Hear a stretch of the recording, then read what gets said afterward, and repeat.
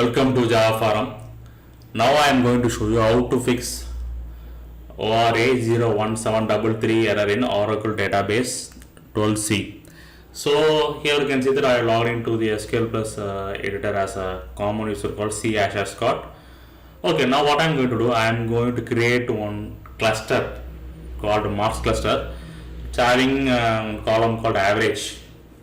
Okay, so average, and try to multiply these two columns.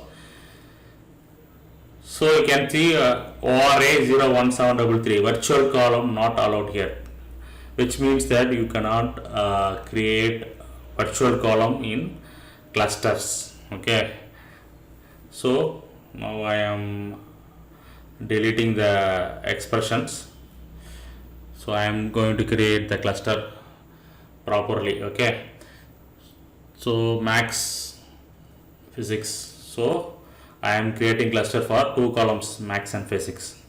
So this is the valid entry for the cluster.